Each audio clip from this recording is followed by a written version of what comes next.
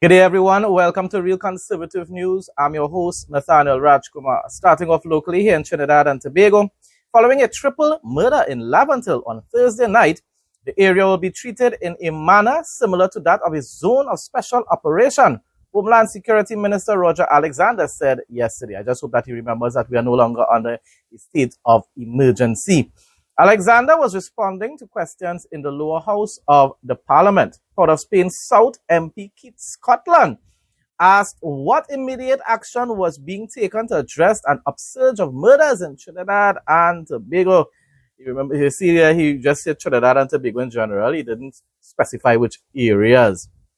Alexander said he would not disclose all the measures being operationalized. Now, of course, if credit when credit is due, you cannot inform the public of every little strategy that the TTPS and even the regiment would be implementing. There are certain things that need to remain confidential. He said teams from outside, including air and other operations, were being used. My response, according to PNM Patriots, Laventille, Sealots, Betham, and Diego Martin, are all zones of love, people. Yes, it's not hotspots, it's zones of love. Labeling areas hotspots is strongly condemned by these patriots, even though statistics shows clearly where most gang-related murders occur. On the other hand, don't think I'm just targeting the PNM Patriots here. On the other hand, UNC Patriots will continue to advocate for the ZOSO law, even though the TTPS cannot be trusted with such extreme powers at this point in time. There's need for significant reform in the police service to end incidents of extortion, evidence tampering, extrajudicial killings, and everyday abuse of power before such a law can be implemented. Don't go anywhere. More local, regional, and international news up next. CARICOM leaders have rallied in defense of CARICOM. Wow, I didn't expect that, huh? After Prime Minister Kamala Persad-Bissessar delivered a sharp critique at the opening of the 50th Heads of Government meeting in St. Kitts this week. I was very proud of her. I have issues with her government at this point in time and certain ministers, but I was definitely proud of what she said. My response, Caribbean leaders have rallied behind communism instead of democracy and Western civilization principles, laws, values. President Irfan Ali doesn't realize, because he was part of the picture posing with, the CARICOM family, as though they were trying to tell Kamala Persad-Bissessar something. Of course, they changed the statement in the post afterwards. So I said President Irfan Ali doesn't realize that he's aligning himself with leaders who stayed silent while Maduro repeatedly attempted to annex the entire Essequibo region. Sir, you are one of the best leaders in our region, but you need to grow more courage in order to stand firmly with the United States of America. Stand firmly for democracy and Western civilization values. 2 women were awarded over $500,000 in damages after a high court ruled that a pre-dawn police raid on their home was based on a maliciously obtained search warrant. Some police officer decided to probably give false information. The July 20th, 2023 operation by 14 officers of the Trinidad and Tobago Police Service involved scaling walls, forcing doors open, and cornering the women who were in their undergarments while searching for firearms that were never found. The warrant named a former resident, Sean Sankarali, who had not lived at the property since 2019. Now, if the police and them had done proper investigations, they would have known that. Police failed to verify occupancy or the informant's credibility. Maris was someone that gave the police. It wasn't a police officer that came up with the story, but someone gave the police that false information, and they didn't investigate it first. My response, good job, officers. Of course, I'm being sarcastic. Now, normal taxpayers have to pay the bill on their behalf. Life is sweet for TTPS members here in T&T. They can commit anything, any sort of offense they want and get away with it. Laws need to be changed to ensure that police officers, TTPS officers, use their own salaries or savings or income to compensate victims instead of the state continuing to cover the cost. Police officers will never learn to follow proper protocol if they never have to stand the consequences for their own inappropriate actions. It's like a parent that continues to bail out their child even though they continue to commit crime. You're encouraging them to continue to commit those acts. It's the same thing with the state. Stop compensating victims on behalf of the TTPS or other state officials. Let them stand the cost on their own. Minister of Homeland Security Roger Alexander has announced that measures have been instituted to safeguard items seized by police during operations and to prevent their disappearance while in evidence custody. Yeah, all the years you know it happening. When you came into office, you knew it was happening and you did nothing about it. All of a sudden, you're going to put measures in place, or the TTPS is going to put measures in place. Yeah, I'm not falling for that. His statement on Friday follows reports that 2 kilograms of marijuana went missing from the Shogunas police station. My response? Roger Alexander, Minister of Homeland Security, refuses to mandate body cameras for police officers and yet really wants us to believe that measures will be put in place to prevent rogue officers from tampering with evidence. Are there cameras outside and inside the evidence rooms? If not, why? Why are there no cameras there? Madam Prime Minister, please stop allowing this minister to destroy the reputation of the United National Congress. And of course, not just Roger Alexander, Tanku needs to go as well. Don't go anywhere. Regional news up next. Daily checks.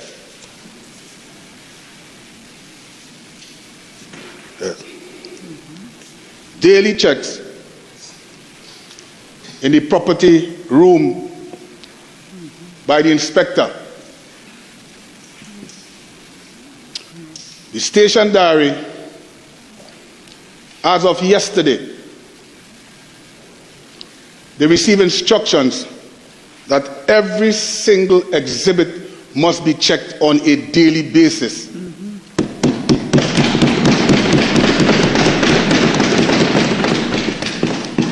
The narcotics keeper, he too must be involved in the checking and accounting of exhibits on a daily basis. It is advised that persons must lodge their own exhibit, which is important for the continuation of matters that might appear before the court. The investigation is still going on, and as a result of that, sections of the police service are doing a diligent inquiry. And again, if persons are found wanting, they will be placed before a court to be dealt with according to law. Deputy Fire Chief ASP Curtis Clark is reminding residents that St. Vincent and the Grenadines is currently in the dry season, just like here in Trinidad and Tobago, and any outbreak of fire could place significant strain on the fire service.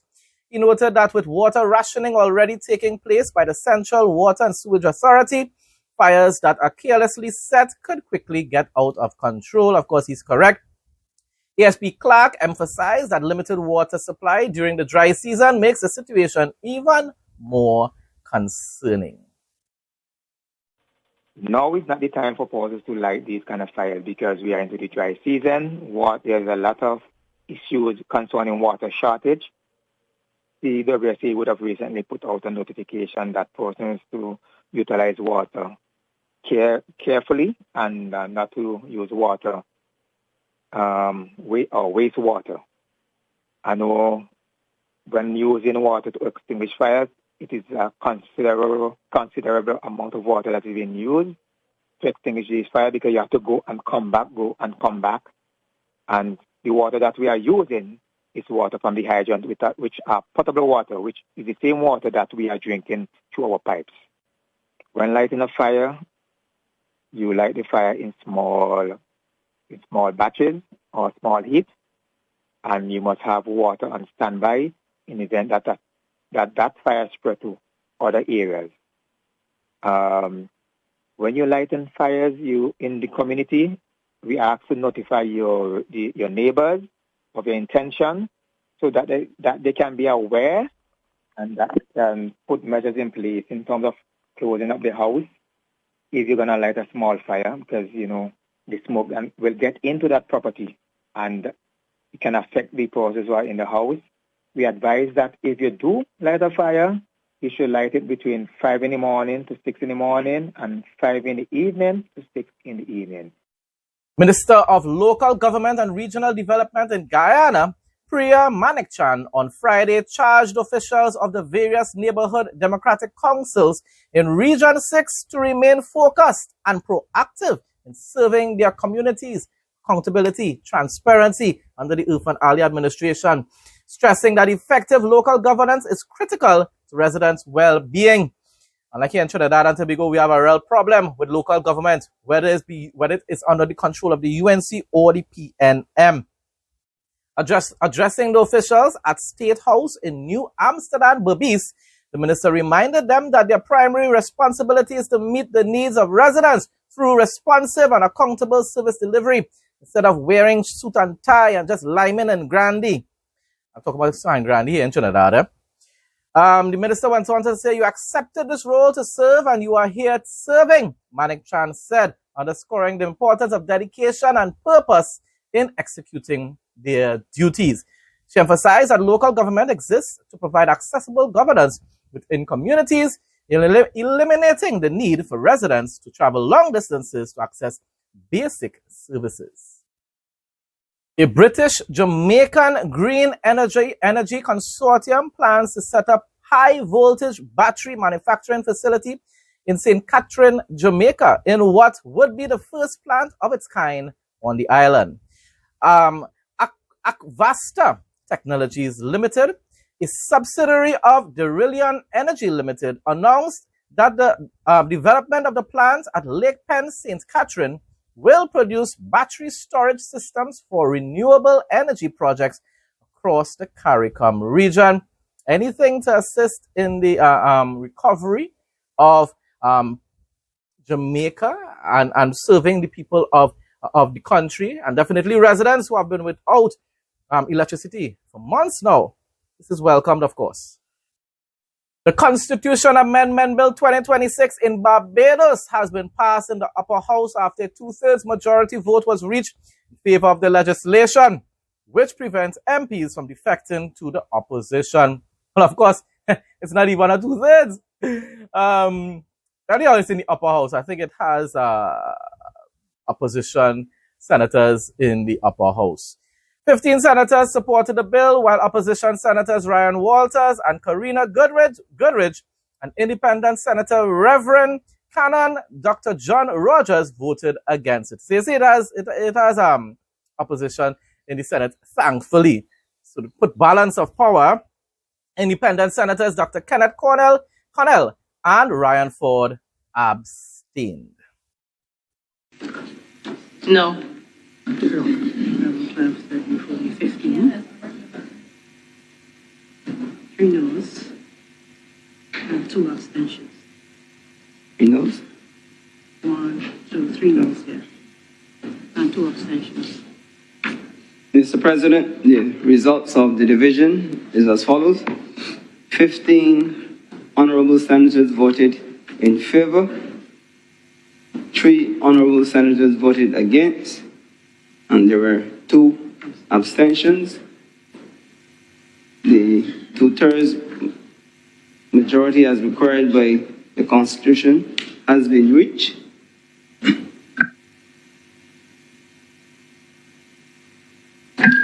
Thank you very much, honourable members.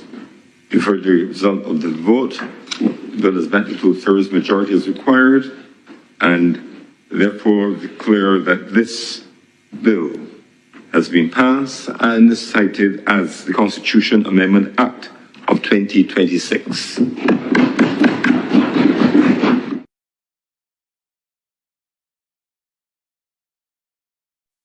With 2 weeks remaining, Concord Wilshire says it will formally announce the commencement of development and construction activities at the Grand Lucayan property. The Department of Labor is preparing to assist the 279 employees recently released from the resort. Director of Investments Felicia Woods-Hanna, in a digital statement Friday, confirmed the completion of the terminations and said the Department of Labor is expected to engage displaced workers, people losing their jobs, just like they did lose their jobs a lot under the PNM here in Trinidad and Tobago, and continued, sadly, to do so under the UNC here in Trinidad. So, confirmed the completion of the terminations and said the Department of Labor is expected to engage displaced workers in the coming weeks with job search support and skills development. That's what we need in Trinidad too. She added that the exercise forms part of a wider effort to put the property on a sound footing, attract sustainable investments, and create long-term jobs and business opportunities for the people of Grand Bahama.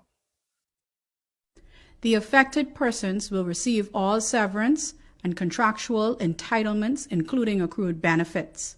The government has been working closely with the Department of Labor, union leaders, and our partners in Grand Bahama to help those affected find new employment. While job placement is based on qualifications, representatives from the Department of Labor, led by Director Thompson, and Executive Manager Quintin LaRota, are placing a special focus on ensuring this transitional period is managed fairly and accurately. Therefore, I encourage those former employees to reach out to the Department of Labor's office in Freeport, Grand Bahama at telephone 426-2926 for assistance. Please note that this is a direct contact, which will be answered by Labor Officer Princess Flowers. The restructuring at the Grand Lucayan is a part of a wider effort to put the property on a sound footing, attract sustainable investments, and create much deserving long-term jobs and business opportunities for the people of Grand Bahama. International news now. Former President Biden, Joe Biden, says, the day I left office, border crossings in the United States were lower than the day I entered office, and the office inherited from Trump. Now that is funny. He says, I won't say it. That's just a fact. On the day I left office, I handed Trump the strongest economy in the world. That's not hyperbole. That's a fact. It appears to be that Joe Biden is now going into comedy. I don't know if it's as a career, as a pastime, or anything like that. Probably part of his retirement enjoyment or whatever, because that is definitely funny and it's not a fact. A U.S. strike on Iran appears increasingly likely. A matter of fact, from what I read online this morning, it seems as though Israel has already struck Iran, even if it's in that limited sense for now, or capacity for now. I will give a much more detailed update about that tomorrow, God's willing. But let me read the rest of this report from last night. So a U.S. strike on Iran appears increasingly likely as the U.S. negotiations with Iran continue. The United States builds up its military presence in the Middle East, and Israel is strengthening key international alliances. In Jerusalem, Indian Prime Minister Narendra Modi delivered a historic address to the Knesset, strongly reaffirming India's support. I was so proud of him. I was so glad to see that, because I thought he was starting to shift to the socialist autocratic side. He declared India stands firmly with Israel. If he only knows how much God is going to bless Israel because of that simple statement. With full conviction in this moment and beyond, the Prime Minister went on to say. Closing off now with the interesting fact segment. Researchers from Northwestern University and the University of New Mexico have confirmed the existence of a staggering water reservoir located approximately 700 kilometers, 400 miles beneath the Earth's surface. The hidden ocean is estimated to hold 3 times the volume of all surface oceans combined, though it does not exist in a liquid, ice, or vapor form that we would recognize. Instead, the water is chemically bound as hydroxyl radicals within the crystalline structure of a high-pressure blue mineral called ringwoodite. My response, because of course, the page that shared this fact was trying to say that this is proof of evolution and so forth. So I said, evolution, read your Bible, buddy. Genesis 7:11, King James Version. In the 600th day of year of Noah's life, the second month, the 17th day of the month, the same day were all the fountains of the great deep broken up, and the windows of heaven were opened. We all wondered for a long time what was the great deep and where all this water came from that could have been able to assist in flooding the earth, not just rainfall from above. More and more, science, people, is proving the Bible truth to be true. Not about evolution, it's about creation.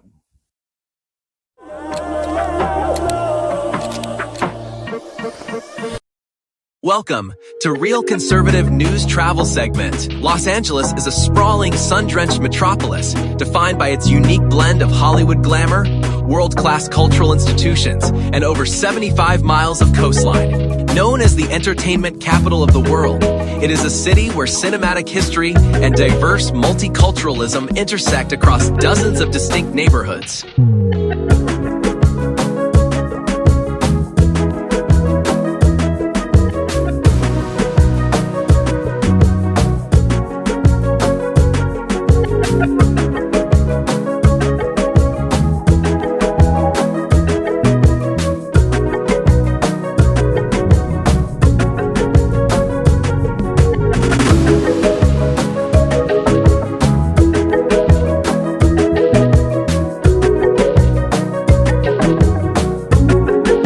Folks, that brings us to the end of today's news report. Thanks again to everyone who continues to support my content. Please like, comment, share, and subscribe. Stay blessed and stay safe most of all. In Jesus' name.